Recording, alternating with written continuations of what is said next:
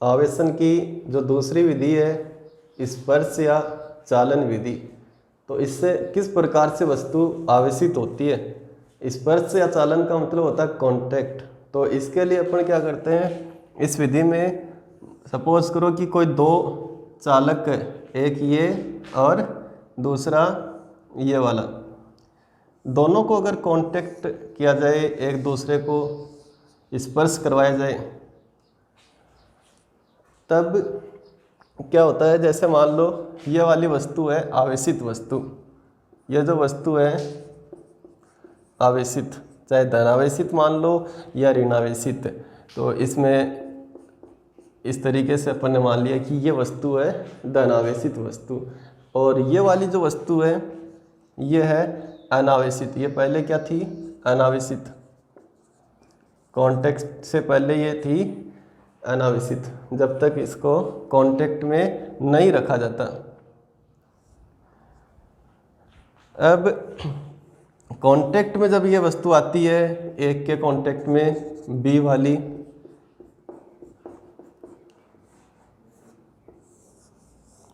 तब क्या होता है कि ये भी अपन चालक वस्तु लेते हैं और ये भी चालक, दोनों चालक हैं। चालक, कुचालक और अर्धचालक में चालक का वो वस्तुएं होती है जिनमें आवेश क्या होता है, स्थानांतरित हो सकता है, गति कर सकता है, और कुचालकों में ऐसा नहीं होता है। दोनों चालक हैं तो इसका मतलब इसमें भी आवेश है, वो स्थानांतरित हो सकते हैं, गति कर सकते हैं। तो जब तक अपन इसको कांटेक्ट में नहीं रखते तब तक तो इसका आवेश इसमें नहीं आ सकता, लेकिन कांटेक्ट में रखते ही इसका आवेश इसमें आ जाता है, क्योंकि ये भी चालक है और ये भी चालक है। तो ये वाला जो आवेश है ये इस तरीके से इसमें भी ये क्या हो जाता है, वितरित हो जाता है। तो ये पहले क्या थी, अनावेशित, अब क्या हो गई, ये आवेशित। ऐसे ही अपन समझ सकते हैं कि अगर किसी अनावेशित वस्तु के संपर्क में जब कोई ऋणावेशित लेके आते हैं, दोनों क्या होने चाहिए, चालक होने चाहिए। तो दोनों को जब संपर्क में लाते हैं तो इसका जो ऋणावेश है इसमें आगे स्थानांतरित हो सकता है इस तरीके से। तो इसी को सिंपल सा मेथड है चालन या स्पर्श से आवेशन। इसके बाद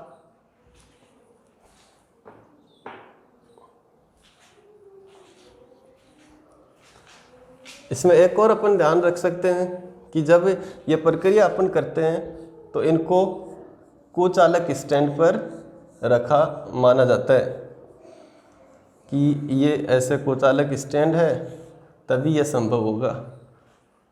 क्यों?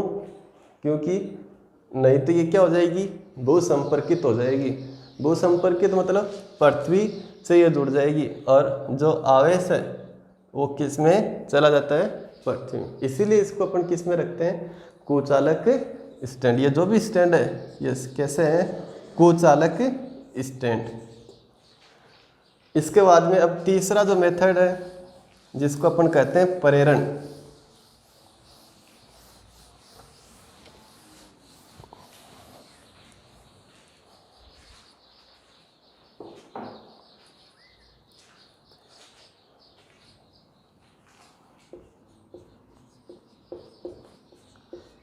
प्रेरण को बोलते हैं इंडक्शन। प्रेरण से आवेशन। तो इस वाले में और चालन में यही अंतर है कि चालन में तो अपन दोनों को कांटेक्ट में रखते हैं, लेकिन इसमें कांटेक्ट में नहीं रखते। मतलब एक आवेशित वस्तु दूसरी अनावेशित, तो दोनों कांटेक्ट में नहीं रखते, मतलब सिर्फ और सिर्फ समीप लाते हैं, नज़दीक लाते हैं। जैसे ये आवेशित और अब ये क्या है, अनावेशित। अगर इसको संपर्क में लेके आएंगे तो ये संपर्क या स्पर्श द्वारा हो जाएगा आवेशन, लेकिन अगर यहाँ संपर्क में नहीं लाया गया है, सिर्फ इसके क्या है, समीप है, तब भी ये अनावेशित वस्तु आवेशित हो जाती है। उसको अपन समझते हैं कि वो किस प्रकार से होगी, और उस विधि को अपन कहते हैं प्रेरण से आवेशन।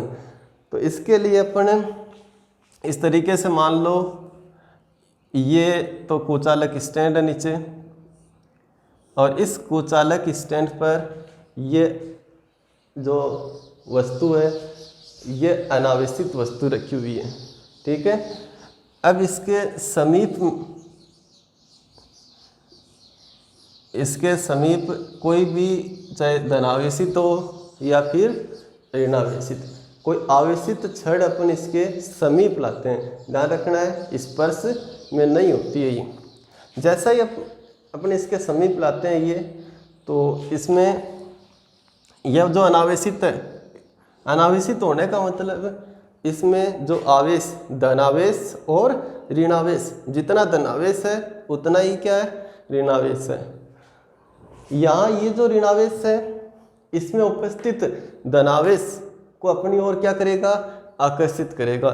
इस वजह से क्या होता है कि ये जो धनावेश, इसमें जो धनावेश और ऋणावेश दोनों है, उसका जो धनावेश है वो किस ओर आ जाता है, वो आ जाता है इस छड़ के समीप, इस तरीके से। इस वाले जो किनारा है, इस किनारे के समीप क्या आ जाता है, धनावेश। वजह क्या होती है, वजह होती है कि ये जो है इसको आकर्षित होता है।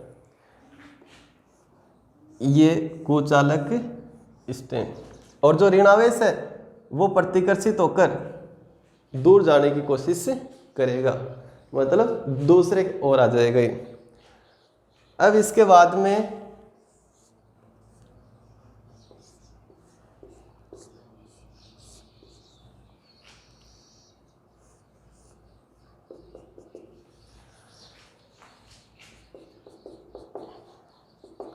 अगर अपन इस वाले सिरे को भू संपर्कित कर दें, तो ऐसा करने से जो यहाँ उपस्थित ऋणावेश था वो सारे के सारे ऋणावेश इलेक्ट्रॉन कहाँ चले जाते हैं, पृथ्वी में चले जाते हैं। तो यहाँ पे सिर्फ और सिर्फ क्या बचा है, धनावेश। उसके आगे वाली स्टेप में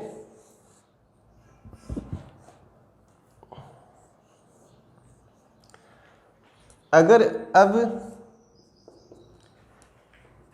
ये जो भू संपर्कन किया था अपन ने इसका, उस भू संपर्कित को अगर हटा दे, भाग को हटा दे, तो भी ये आवेश जो धनावेश था वो अपनी जगह पे ही बना रहेगा।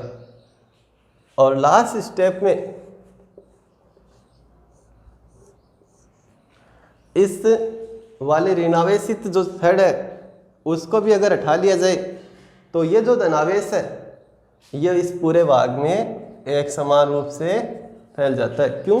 क्योंकि ये आपस में एक दूसरे को क्या करेंगे, प्रतिकर्षित करेंगे, और ऐसा करने से वो एक समान रूप से वो क्या हो जाते हैं, फैल जाते हैं। और लास्ट स्टेप में इसको अपन क्या मानते हैं कि ये कैसी हो गई, धनावेशित। स्टार्टिंग में ये किस प्रकार से थी, अनावेशित। तो एक बार दोबारा से दोनों विधि, स्पर्श और प्रेरण, इन दोनों विधि में अंतर क्या है? इनमें अंतर ये है कि स्पर्श विधि में या चालन विधि में दोनों कौन सी, जिस अनावेशित वस्तु को आवेशित करनी है उसको, और एक आवेशित वस्तु जो अपन ऐसा करने के लिए काम में लेते हैं, उन दोनों को क्या करते हैं, कांटेक्ट में लाते हैं। लेकिन प्रेरण में कांटेक्ट में नहीं लाते, उनको क्या करते हैं, समीप रखते हैं। और वो किस प्रकार से होती है, तो इसमें ध्यान दो। जैसे मान लो यह है अनावेशित, किस प्रकार से ये अनावेशित है, ठीक है। इसके लिए अपन क्या करते हैं, एक ऋणावेशित छड़ लाते हैं। अभी आप डायरेक्टली ध्यान दो कि अगर ऋणावेशित छड़ समीप लाते हैं अनावेशित के, तब जो अपनी अनावेशित वस्तु किस प्रकार से आवेशित होती है, धनावेशित होती है। तो ये याद रखना कि धनावेशित करने के लिए कैसी छड़ नजदीक लाते हैं प्रेरण में, ऋणावेशित। अगर आपको ये कहा जाए कि आप किस प्रकार से दी गई एक अनावेशित कोई भी छड़ है या और कोई पदार्थ है, उस अनावेशित छड़ को किस प्रकार से आप धनावेशित कर सकते हैं। तो किस प्रकार से कर सकते हैं? प्रेरण के द्वारा। और इसके लिए किस प्रकार की छड़ लानी पड़ेगी? ऋणावेशित छड़ लानी पड़ेगी। तो अब ध्यान दो इसके स्टेप दोबारा। पहली स्टेप में उसके समीप क्या रखते हैं? ऋणावेशित छड़। दूसरे में क्या प्रक्रिया होती है? जब ये इस तरीके से अपन इसके नज़दीक लाते हैं तो ये जो इसमें धनावेश भी है और ऋणावेश भी है। इस ऋणावेश के आकर्षण की वजह से ये वाला धनावेश इस छड़ के किनारे की ओर आ जाता है यहाँ पे, और इसका जो ऋणावेश है वो इससे प्रतिकर्षित होकर दूर जाएगा, मतलब एक साइड इस साइड हो जाएगा। अब अगर अपन क्या करें, तीसरी स्टेप में उस भाग को वो संपर्कित कर दें, पृथ्वी से जोड़ दें। कौन से को? दूसरे वाले को, ऋणावेश को। तो ये जो समस्त ऋणावेश है जो यहाँ था इलेक्ट्रॉन, वो सारे के सारे किस में चले जाते हैं? पृथ्वी में चले। इसे कहते हैं भूसंपर्कन, अर्थिंग। इसके नेक्स्ट स्टेप में अगर अपन इसको उठा लें, भूसंपर्कन तार को उठा लें, तो क्या होता है कि ये जो धनावेश है अब तक भी वहीं रहेगा, ये यहाँ एक समान रूप से नहीं फैलेगा। वजह क्या होती है? वजह ये होती है कि अभी भी इनके बीच में क्या लग रहा है? आकर्षण बल लग रहा है। तो इसको अपन अगर इसको पूर्णतः इसको क्या करनी है? एक समान रूप से धनावेशित करनी है, तो इस छड़ को क्या करना पड़ेगा? जैसे ये छड़ उठा लेते हैं तो प्रतिकर्षण, आपस में खुद के प्रतिकर्षण के कारण ये एक समान रूप से फैल जाता है, तो धनावेशित हो जाती है वस्तु। और इसके लिए याद रखना है कैसी छड़? ऋणावेशित छड़। अगर आपको कहा जाए कि आप अनावेशित वस्तु को किस प्रकार से ऋणावेशित कर सकते हो प्रेरण के द्वारा, तो आप कैसी छड़ लेके आओगे? धनावेशित। किस प्रकार की छड़? धनावेशित। तो ये धनावेशित छड़ जैसे इसके नज़दीक लाते हैं तो यहाँ क्या आ जाएगा? इस भाग में पर आकर्षण के कारण माइनस, और यहाँ क्या जाएगा? प्लस। तो सेम उसी प्रकार से अब की बार इस वाले भाग को, सेम इसी भाग को क्या करेंगे? भूसंपर्कित करेंगे। तो ये ऐसा समझ सकते हैं कि ये आवेश पृथ्वी में चला जाता है, या फिर पृथ्वी से इसके समान, इसके बराबर इलेक्ट्रॉन आकर इसको क्या कर देते हैं? उदासीन कर देते हैं। और अब क्या बचेगा यहाँ पर? सिर्फ और सिर्फ क्या बचेगा? ऋणावेश। क्या बचेगा? ऋणावेश। जैसे ये छड़ हटाएंगे और तब ये ऋणावेश क्या हो जाएगा? एक समान रूप से फैल जाएगा। इस तरीके से अब की बार ये क्या हो गई? ऋणावेशित। तो इसी मेथड का नाम है प्रेरण।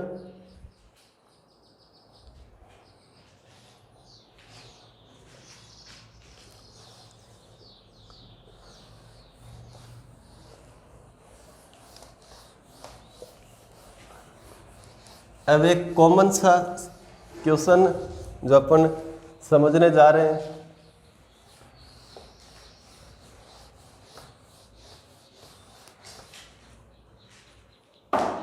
वो इस प्रकार से है। क्या एक आवेशित वस्तु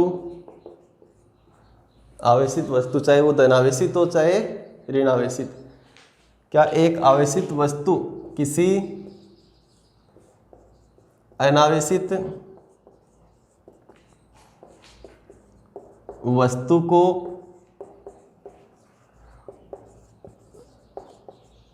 आकर्षित या प्रतिकर्षित करती है? ये अपने को बताना है कि एक आवेशित वस्तु है और एक अनावेशित, तो इनके मध्य आकर्षण या प्रतिकर्षण लगेगा या नहीं लगेगा, ये वाली बात इसमें बतानी है। और लगेगा तो वो अपने को बताना भी है कि किस प्रकार से, कैसे, वो अपने को इसमें समझाना है। तो इससे पहले अपन इस क्वेश्चन से पहले इसको डिटेल से समझने के लिए एक गुणधर्म अपन ने पढ़ा था कि धनावेश को क्या करता है? प्रतिकर्षित करता है। ऋणावेश को क्या करता है? प्रतिकर्षित करता है। धनावेश ऋणावेश को क्या करता है? आकर्षित करता है। ये चीज़ अपन ने पढ़ी, ठीक है। अब देखो ये भी क्या है, आवेशित, तो ये भी आवेशित, ये आवेशित, ये भी आवेशित। तो अब तक अपन ने क्या पढ़ा है कि आवेशों के मध्य ही क्या लगता है, आकर्षण या प्रतिकर्षण, या एक आवेशित वस्तु दूसरी आवेशित वस्तु को या तो क्या करेगी, आकर्षित करेगी, या क्या करेगी, प्रतिकर्षित करेगी। लेकिन अब है कि एक आवेशित है लेकिन दूसरी अनावेशित है, क्या यहाँ कोई आकर्षण या प्रतिकर्षण लगेगा? अगर हाँ तो वो बताइए, और नहीं तो नहीं बताना। तो अब इसमें देखो, ये समझ लो कि एक वस्तु आवेशित है, मान लो किस प्रकार की है, धनावेशित है। कैसी है ये, धनावेशित, ठीक है। जो अपन बात कर रहे हैं यहाँ पे लिखा हुआ ना आवेशित वस्तु, उसकी। और एक वस्तु है दूसरी, वो है अनावेशित, ठीक है। अनावेशित का मतलब जितना धनावेश है उतना ही इसमें क्या है, ऋणावेश है। तो इसमें अपन ये मान लेते हैं कि इस तरीके से ये तो इसमें धनावेश है और ये इसमें क्या है, ऋणावेश है, ठीक है। अब अगर इनको समीप लाएं तो आकर्षण या प्रतिकर्षण क्या होगा वो देखना है अपने को, ठीक है। अभी अपन जनरल अगर इसको सोचें तो अपन क्या बताएंगे कि भाई यहाँ कुछ नहीं होगा, आकर्षण भी नहीं होगा और प्रतिकर्षण भी नहीं होगा। क्यों? क्योंकि यहाँ पे तो कोई आवेश है ही नहीं भाई, ये आपस में क्या हो रहे हैं, कैंसिल हो रहे हैं। अगर कोई आवेश बचता, जैसे धनावेश बचता तो प्रतिकर्षित कर लेता, और अगर यहाँ ऋणावेश बचता तो क्या हो जाता, आकर्षण होता। लेकिन ऐसा नहीं है, यहाँ बल लगेगा, आकर्षण प्रकृति का ही लगेगा, और वो किस प्रकार से लगेगा यह समझना है। तो अब ध्यान दो, जैसे ही अपन इसके समीप लाते हैं, ठीक है, अभी तक ये मान लो ये समीप नहीं है, दूर है ये, ठीक है। जैसे इनको अपन समीप लाते हैं तो क्या होता है कि इसका जो ऋणावेश था वो इस ओर आ जाता है, इसका जो ऋणावेश था वो किस ओर आ जाएगा, इस ओर आ जाएगा।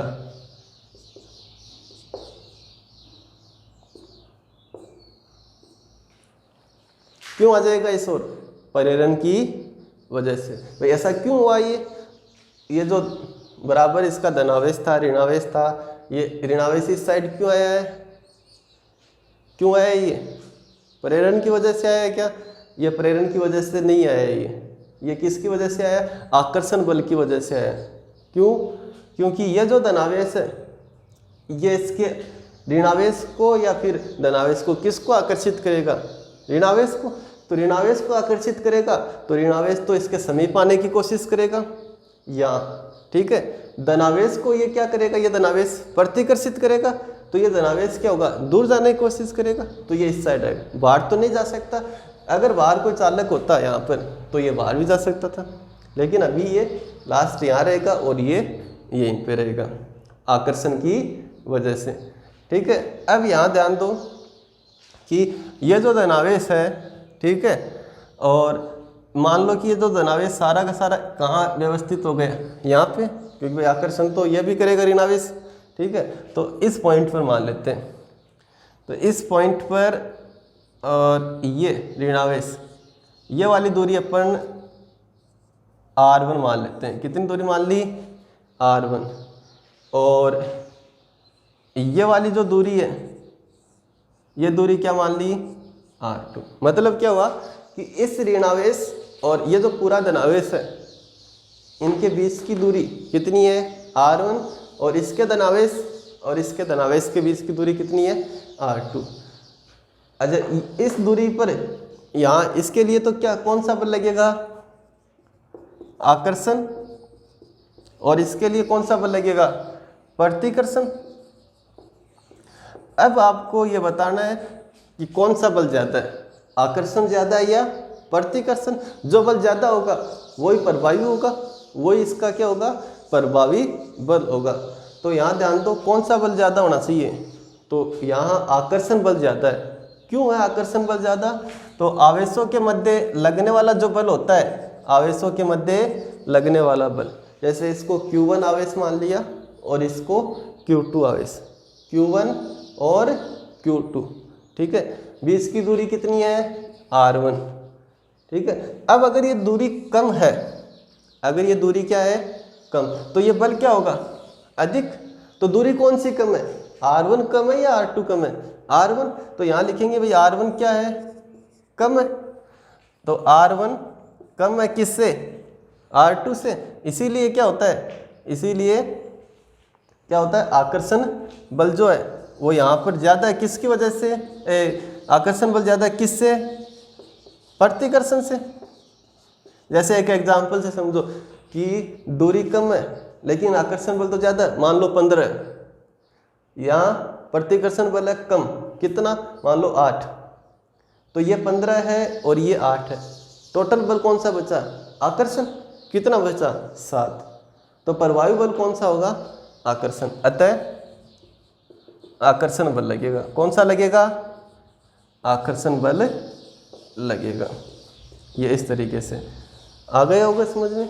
एक आवेशित वस्तु एक अनावेशित वस्तु को क्या करती है, आकर्षित करती है। अच्छा, अब ये इसमें ध्यान ये रखना है कि आप ये सोचोगे कि भाई अगर अपन अनावेशित वस्तु के समीप यहाँ तो क्या लेके आए, धनावेशित वस्तु लेके आए। अगर अपन यहाँ ऋणावेशित वस्तु लेके आते या फिर ये ऋणावेशित वस्तु होती तो भी वो एक अनावेशित वस्तु को क्या करती, आकर्षित ही करती। वो भी अपन समझ सकते हैं। देखो अगर इस तरीके से ये मान लो ऋणावेशित वस्तु है और ये जो वस्तु है धनावेशित अनावेशित है, मतलब जितना धनावेश है उतना ही क्या है, ऋणावेश। अब जैसे ही समीप लेके आते हैं तो ये किसको आकर्षण करेगा, इसके धनावेश को। तो धनावेश तो इसका यहाँ आ जाएगा और ऋणावेश इससे क्या होगा, दूर जाएगा, प्रतिकर्षण की वजह से क्या होगा, दूर जाएगा। अब एक बल तो ये हो गया इस ऋणावेश और इस धनावेश के बीच में, वो दूरी तो मान ली क्या है, R1। और एक इस ऋणावेश और इस ऋणावेश के बीच में वो दूरी क्या है, R2। ये तो यहाँ तो कौन सा बल लग रहा है, आकर्षण, और इनके बीच कौन सा बल लग रहा है, प्रतिकर्षण। ठीक है, बल कौन सा ज़्यादा होगा, आकर्षण या प्रतिकर्षण। तो वही सेम, जिसमें दूरी क्या होगी, कम, तो दूरी कम इसी में है तो यही बल क्या होगा, ज़्यादा, और ये कम। तो ये जैसे 15, ये 7, तो कौन सा बच गया, 8। कौन सा बचा है, आकर्षण। तो हमेशा एक आवेशित वस्तु, चाहे वो ऋणावेशित हो चाहे वो धनावेशित हो, एक अनावेशित वस्तु को हमेशा और हमेशा क्या करेगी, आकर्षित ही करेगी।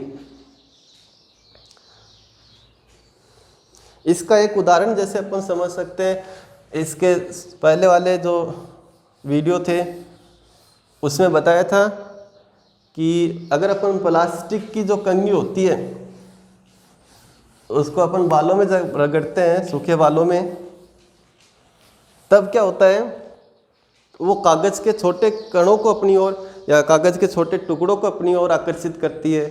तो उसका वजह यही है, आवेशित वस्तु अनावेशित वस्तु। ध्यान दो, जैसे मान लो कोई कंघा, उसको अपन क्या करते हैं, घर्षण करवाते हैं बालों में, तो वो तो क्या हो गया, आवेशित हो गया। अब चाहे वो धनावेशित हो चाहे वो ऋणावेशित हो, चाहे आप धनावेशित मान लो या ऋणावेशित, उसका यहाँ कोई फर्क नहीं। ठीक है, एक प्लास्टिक का कंघा है, घर्षण करवाया बालों में, घर्षण के कारण क्या हुआ, वो आवेशित हो गया। अब कैसा आवेशित हुआ है, चाहे वो धनावेशित हो चाहे वो ऋणावेशित हो, दोनों से अपन समझ सकते हैं। अब उसके बाद में ये क्या करता है, ये कागज़ के जो टुकड़े होते हैं, छोटे टुकड़े होते हैं या और कोई धूल के कण, हल्के कण, तो उन हल्के कणों को अपनी ओर क्या करने लगता है, आकर्षित करने। जबकि ये तो क्या था भाई, ये तो क्या था, अनावेशित था। ये तो क्या था, अनावेशित, और ये क्या था, आवेशित। तो ये एग्जाम्पल हो गया इसका कि एक आवेशित वस्तु अनावेशित को क्या करती है, अपनी ओर आकर्षित करती है। ठीक है, जैसे अपन एक और एग्जाम्पल पढ़ के आए थे कि जो चौक होती है उसको अपन बोर्ड पर जब चलाते हैं, ठीक है, तो वो जो चौक के कण है वो गुरुत्वाकर्षण बल के कारण नीचे की ओर नहीं जाते, वो बोर्ड की ओर जाते हैं। जबकि बोर्ड और पृथ्वी, इन दोनों में देखा जाए तो द्रव्यमान किसका ज़्यादा है, पृथ्वी का ज़्यादा। तो गुरुत्वाकर्षण बल, ऐसा भी अपन समझ सकते हैं कि हो सकता है कि गुरुत्वाकर्षण बल किस किस के मध्य लग गया हो, चौक और बोर्ड के बीच। ठीक है, लगता तो है लेकिन गुरुत्वाकर्षण बल चौंक का जो कण है और किसके बीच में भी लग रहा है, पृथ्वी के बीच में भी। तो कौन सा प्रभावी होना चाहिए, कौन सा होना चाहिए, पृथ्वी वाला, क्योंकि बोर्ड की तुलना में पृथ्वी का द्रव्यमान क्या है, ज़्यादा है। बोर्ड की तुलना में पृथ्वी का द्रव्यमान ज़्यादा है, फिर भी वो किसकी ओर जाता है, बोर्ड की ओर जाता है। तो उसकी वजह क्या है, उसकी वजह है घर्षण। घर्षण से दोनों क्या हो गए, आवेशित हो गए। घर्षण से चौंक के कण और बोर्ड, इन दोनों के मध्य क्या हुआ, घर्षण हुआ, और ये क्या हो गए, आवेशित हो गए। और घर्षण के कारण जो दोनों वस्तुएं जो आवेशित होती है, उसमें पढ़ा था घर्षण वाले में कि जो दोनों वस्तुएं हैं वो किस प्रकार से आवेशित होती है, एक धनावेशित होती है तो दूसरी ऋणावेशित होती है। तो अब इनके बीच में हमेशा क्या लगना चाहिए, आकर्षण। इसलिए ये क्या होते हैं कि जो चौंक के कण वो बोर्ड की ओर चिपक जाते हैं, आकर्षित होते हैं, जबकि वो जाने किस ओर चाहिए थे, पृथ्वी की ओर, गुरुत्वाकर्षण बल के कारण।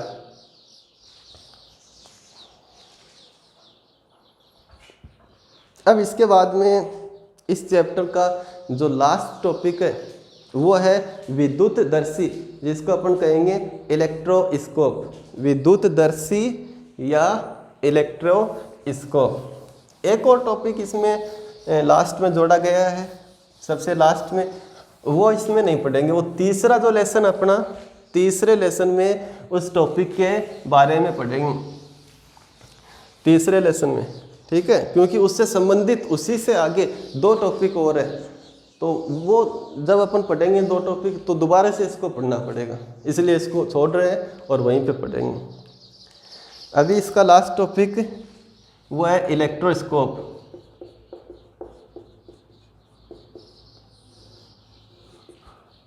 ठीक है, इलेक्ट्रोस्कोप। तो इलेक्ट्रोस्कोप को हिंदी में क्या कहते हैं, विद्युतदर्शी।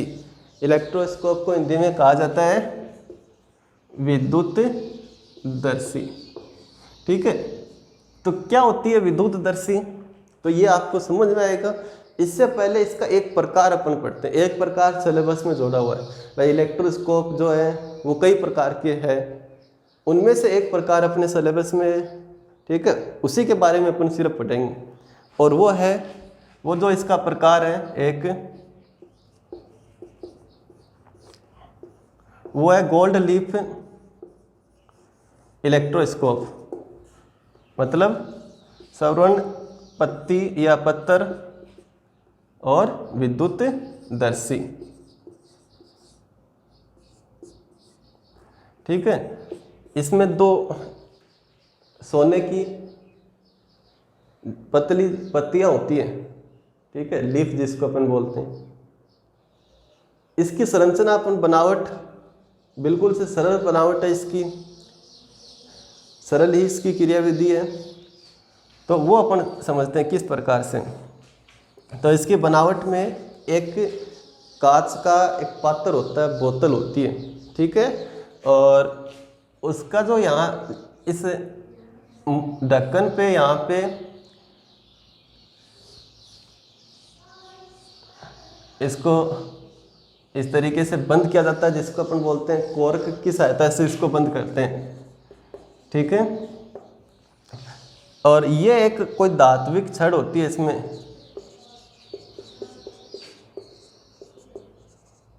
ठीक है। यहाँ पर नीचे वाले सिरे पर ये जो अपन दो बात कर रहे थे, जिसके नाम पर ही इसका है कि गोल्ड लीफ कितनी होती है, दो पतली पत्तियां होती है ये, ठीक है। यहाँ पे भी धातु का आवरण होता है, जिसको अपन बोलते हैं धात्विक डिस्क। ठीक है, डिस्क का मतलब क्या होता है, डिस्क का मतलब इस तरीके से गोलाकार आकृति की एक धातु की प्लेट मान लो, जैसे धातु की क्या लगी हुई होती है, प्लेट लगी हुई होती है, ठीक है। और ये इसकी बस सरल सी ये बनावट है, दो ये स्वर्ण पत्ती या स्वर्ण पत्थर मान लो इसको, ये और ये दोनों।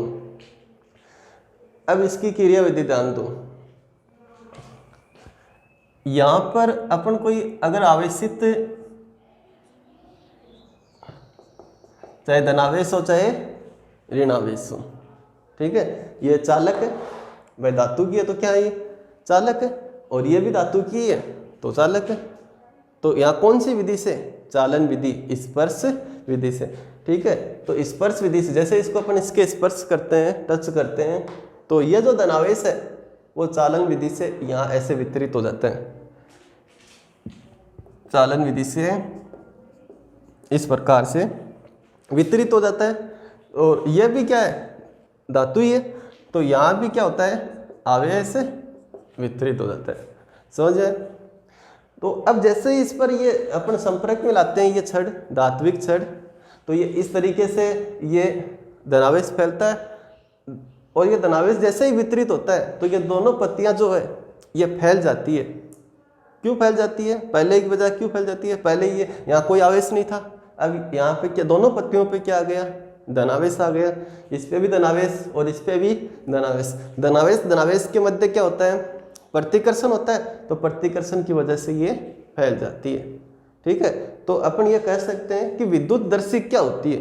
तो विद्युतदर्शी एक इस प्रकार का उपकरण है जिसकी सहायता से अपन ये पता करते हैं कि दी गई जो वस्तु है वो आवेशित है या नहीं, आवेशित है या नहीं। जैसे अपने को यहाँ पता चला कि जैसे इसके संपर्क में लाएंगे उस दी गई वस्तु को, तो इस दी गई वस्तु को यहाँ संपर्क में लाने पर ये क्या हो गया? इसमें दोनों में फैलाव हो गया।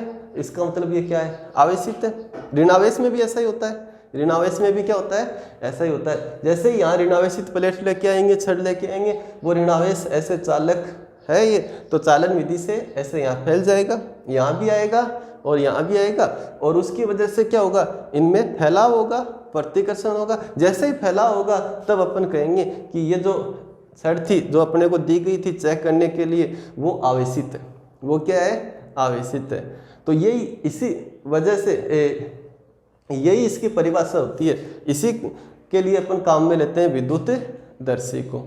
लेकिन अब तक जितना अपने समझा है उससे अपन सिर्फ ये बता सकते हैं कि दी गई जो वस्तु है, छड़ है, वो आवेशित है या नहीं। ऐसा नहीं बता सकते कि वो धनावेशित है या फिर ऋणावेशित। क्यों? धनावेशित में भी वो फैल रही है, और अगर ये ऋणावेशित है तो भी ये क्या हो रही है? फैल रही है। अगर अपने को स्पेशल पूछा जाए कि ये भी बताओ कि चलो ये धनावेश है या ऋणावेश, तब उसके लिए अपन क्या करते हैं? तब उसके लिए अपन एक स्टेप और आगे बढ़ते हैं, इसी से एक स्टेप और आगे बढ़ते हैं, तब अपने को जाके पता चलता है कि धनावेशित थी या फिर ऋणावेशित थी। तो अब ध्यान दो कि मान लो इस तरीके से ये आपने ये किया, और अब ये जो एक प्लेट आप लेके आ रहे हो, ठीक है, दूसरी प्लेट, यह आपको पता है कि ये कैसी प्लेट है? धनावेशित। जो आपके पास में है वो कैसी है? मान लो कैसी आपके पास में? धनावेशित। ये आपको पता है, लेकिन इसके बारे में नहीं पता। जो दूसरी है ना, जो आपको दी गई है, उसके बारे में नहीं पता कि ये कौन सी है। ठीक है, तब आप ये एक्सपेरिमेंट पहले तो किसके लिए कर लोगे? पहले के लिए, और फिर आप जो दी गई है उसके लिए करोगे। ठीक है, मान लो सपोज करो कि जो दी गई प्लेट है वो भी कैसी है? धनावेशित। अपन समझने के लिए ऐसा कर लेते हैं, सपोज कर लेते हैं वो, ताकि समझ में आ जाए, फिर आप समझ लोगे खुद कि हाँ इस तरीके से होता है। तो दूसरी जिसको चेक करना उसको भी अपन एक बार सपोज कर लेते हैं कि दूसरी प्लेट भी कैसी है? धनावेशित है। तो इसका भी धनावेश क्या होगा? इस तरीके से यहाँ से ऐसे आएगा। अब देखो, जैसे इसका भी अगर धनावेश है, पहले का भी धनावेश था, अब भी ये दूसरी भी क्या थी? धनावेशित। तो क्या होगा कि यहाँ इन पत्तियों पर धनावेश जो है वो पहले की बजाय क्या हो जाएगा? बढ़ जाएगा। पहले की बजाय इन पत्तियों पर धनावेश क्या हो जाएगा? बढ़ जाएगा। तो अब जो प्रतिकर्षण होगा, वो पहले से क्या होगा? ज़्यादा होगा। पहले से क्या होगा? ज़्यादा। यानी ये जो पत्तियाँ है ये पहले से ज़्यादा फैलेगी, पहले से ज़्यादा फैले, तब आपको पता चलेगा कि भाई हाँ इस तरीके से। तो डायरेक्टली निष्कर्ष पर ध्यान दो। आपको क्या पता था कि एक प्लेट आपके पास में है, वो क्या है? धनावेशित। क्या है? धनावेशित। दूसरी प्लेट आप लेके आए, उसका पता नहीं है, और जैसे ही आपने वो प्लेट यहाँ रखी, स्पर्श करवाई, तब आपको ये पता चला कि पत्तियों में फैलाव पहले से क्या हो रहा है? ज़्यादा। कब संभव है? जब ये दोनों की प्रकृति क्या है? समान। तब क्या कहोगे आप कि ये दूसरी प्लेट भी ऐसी है, ऐसी मतलब धनावेशित। ठीक है। अगर मान लो इन पत्तियों में फैलाव पहले से क्या होता है, कम होता है, पहले से क्या होता है, कम, तब आप क्या कहोगे कि अब जो प्लेट दी गई है वो विपरीत प्रकृति की है, जो अपने पास में है उससे क्या है, विपरीत प्रकृति। कैसे, ध्यान दो, इसका मतलब आप क्या क्या लेके आ रहे हो अब की बार, ऋणावेशित। तो ऋणावेशित लेके आएंगे तो यहाँ का धनावेश बढ़ेगा या कम होगा, यहाँ का धनावेश क्या होगा, कम होगा। तो यहाँ का धनावेश पहले से कम होगा तो प्रतिकर्षण भी क्या होगा, पहले से कम, पहले से कम होगा तो ये सिकुड़ेगी ये पत्तियाँ, ठीक है। तो आप क्या कहोगे कि कैसे प्रकृति का आया है, विपरीत प्रकृति। आया समझ में? तो अगर आप कंफ्यूज हो रहे हो तो दोबारा देख लेना इसको, या फिर एक बार दोबारा से समझ लो विद्युत दर्शी क्या है। तो इसकी बनावट के लिए किस प्रकार से, इसमें ये एक बोतल और कोई भी पात्र, यहाँ इसके जो मुंह है, ढक्कन है, इस पे ये बंद होती है, और यहाँ एक ये छड़, धात्विक छड़, और इसके ऊपर टॉप पर धात्विक डिस्क। इसमें ये जो दो पत्तियां हैं, इसके आधार पर, इनके फैलाव के आधार पर या फिर सिकुड़ने के आधार पर अपन ये बताएंगे कि वो धनावेशित है या ऋणावेशित, या फिर आवेशित है या अनावेशित। कौन, दी गई छड़ या दिया गया पदार्थ। वो दिया गया पदार्थ यहाँ इसके संपर्क में लाते हैं, ठीक है। मान लो वो क्या है, धनावेशित है, ठीक है। तो वो धनावेश ऐसे यहाँ आएगा, यहाँ भी आएगा, यहाँ भी आएगा, समान प्रकृति का है तो प्रतिकर्षण होगा। अगर ये ऋणावेशित प्लेट होती है, एक प्लेट आपको दी गई है, वो ऋणावेश इस तरीके से फैलेगा, यहाँ भी आएगा, यहाँ दोनों पे ऋणावेश है तो भी क्या होगा, फैलेगा। तो आप क्या देख रहे हो, धनावेशित प्लेट लाने पर भी दोनों पत्तियाँ फैल रही है, ऋणावेशित प्लेट लाने पर भी दोनों पत्तियाँ फैल रही है। तो आप ये नहीं बता सकते यहाँ तक कि वो प्लेट धनावेशित थी या ऋणावेशित। सिर्फ आप इतना ये बता सकते हो कि अगर ये पत्तियाँ फैल रही है, अगर ये पत्तियाँ फैल रही है तो वो प्लेट क्या थी, आवेशित थी, यानी वो अनावेशित नहीं थी। अगर आपको स्पेशल एक बताना है कि धनावेशित है या ऋणावेशित, तब आपको क्या करना पड़ेगा, एक प्लेट आपको अपने पास रखनी पड़ेगी, चाहे वो धनावेशित है या आपको पता होना चाहिए, ठीक है। जैसे अपन मान रहे हैं वो कैसी प्लेट है, वो धनावेशित प्लेट है। तब आप जो दी गई प्लेट है उसको यहाँ संपर्क में लाओगे, दी गई प्लेट को। अगर दी गई प्लेट सपोज करो धनावेश है, तो यहाँ जो धनावेश है वो यहाँ पहले से क्या होगा, बढ़ जाएगा, और प्रतिकर्षण भी क्या हो जाएगा, बढ़ जाएगा, ज़्यादा फैलेगी। ज़्यादा फैलाव होता है तब आप क्या कहोगे कि ये दोनों सेम प्रकृति की है, दी गई प्लेट उसी प्रकृति की है जो अपने पास में, ठीक है। अगर कम फैलाव होता है, कम फैलाव कब होगा, जब आप विपरीत प्रकृति के लेके आओगे। आपके पास में है तो धनावेशित, और लेके कौन सी गए आप है, ऋणावेशित, ठीक है।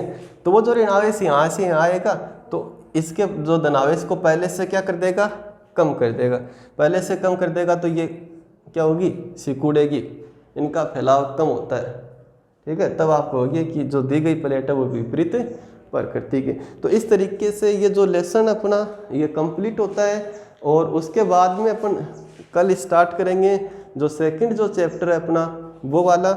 एक छोटा सा पर्सन लास्ट में इसमें दिया हुआ है, और वो इस प्रकार से है कि दो आवेश आपके पास में Q1 और Q2, Q1 और Q2।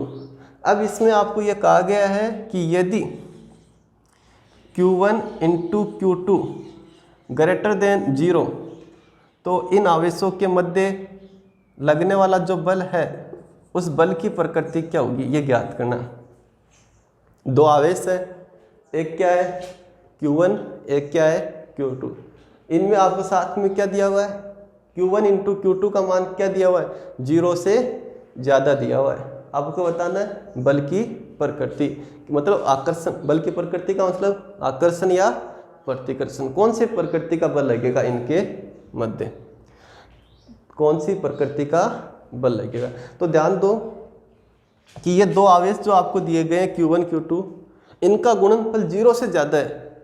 0 से ज़्यादा इसका मतलब गुणनफल क्या है, एक धनात्मक संख्या है, और गुणनफल जब धनात्मक संख्या होती है तो इस कब होता है ऐसा, जब या तो दोनों पॉजिटिव हो तब, या फिर दोनों नेगेटिव हो तब। तो ध्यान दो Q1 Q2 ग्रेटर देन 0, मतलब ग्रेटर देन 0 का मतलब क्या हो गया कि ये जो मान है ये धनात्मक है, प्लस का मान है। और ऐसा कब हो सकता है? ऐसा तभी हो सकता है जब ये Q1 और Q2 दोनों समान प्रकृति के हो, यानी या तो दोनों प्लस हो, जैसे +4 + 4 16 हो गए, प्लस के 0 से ज़्यादा ही है। इसी प्रकार से जैसे -3 ये भी क्या हो गया 9 प्लस के, वो भी क्या है 0 से ज़्यादा ही है। तो इसका मतलब आप ये समझ रहे हो कि Q1 व Q2 दोनों क्या है, दोनों समान प्रकृति के, दोनों समान प्रकृति के, दोनों समान प्रकृति के। तब कौन सा बल लगेगा? जैसे या तो दोनों धनावेश है या दोनों ऋणावेश है, तो कौन सा बल लगेगा? कौन सा बल लगेगा?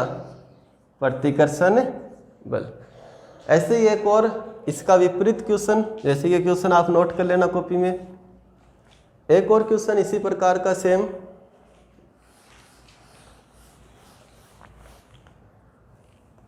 कि यदि Q1 × Q2 इन दोनों आवेशों का गुणनफल लेस देन 0 का मतलब क्या होता है? माइनस में है, ऋणात्मक है। तब आप बताओ कि इनके मध्य जो बल लगेगा उस बल की प्रकृति कैसी होगी, मतलब आकर्षण प्रकृति का बल लगेगा या प्रतिकर्षण प्रकृति का बल लगेगा। तो ध्यान दो कि गुणनफल 0 से कम मतलब ऋणात्मक कब आ सकता है? जब एक संख्या प्लस की हो और एक संख्या माइनस की हो। जैसे +4 - 3 कितना होगा? -12। और ये संख्या किससे कम आई है? 0 से कम। तो तभी संभव है जब क्या हो Q1 व Q2 इनमें से क्या हो, इनमें से एक कैसा हो पॉजिटिव और एक कैसा हो नेगेटिव आवेश हो। तब कौन सा बल लगेगा? तब बल लगेगा आकर्षण प्रकृति। तो एक सिंपल सा जो सवाल है ये कर लेना, कॉपी में उतार लेना इसको। इसके बाद में न्यूमेरिकल इस चैप्टर से आते ही नहीं है, न्यूमेरिकल जो है आते ही नहीं है। अगर कोई न्यूमेरिकल आता है तो बहुत छोटे साइज़ का आएगा, 1 नंबर साइज़ का, ठीक है। जैसे इस प्रकार से आ गया, या फिर एक न्यूमेरिकल जो करवाया था इसमें कि तांबे की छड़ इस प्रकार से रख दें तो दोनों आवेशों के बीच में कितना बल लगेगा? 0 बल लगेगा। तांबे की छड़ कैसी होती है? धात्विक होती है, सुचालक होती है। और सुचालक पदार्थ अगर माध्यम के तौर पर आवेशों के बीच में रख दिया जाए तो बल कितना हो जाता है? 0 होता है। ε r का मान कितना हो जाता है? अनंत। और इसके अलावा एक जो अपन पढ़ के आए हैं कि E = F/Q, इस वाले फॉर्मूले पे ये भी कराया हुआ है। तो ऐसे छोटे छोटे जो फॉर्मूले हैं इस पे न्यूमेरिकल, पहला और दूसरा जो ऑब्जेक्टिव पर्सन है न्यूमेरिकल वो कर लेना शुरुआत के। इसके लास्ट में, चैप्टर के लास्ट में 1 नंबर और 2 नंबर ऑब्जेक्टिव पर्सन, न्यूमेरिकल वाले में नहीं, ऑब्जेक्टिव पर्सन में जो एबेसिडर दिए हुए होते हैं उनमें पहला और दूसरा पर्सन है वो न्यूमेरिकल ही है, वो कर लेना। नहीं समझ में आए तो पूछ लेना।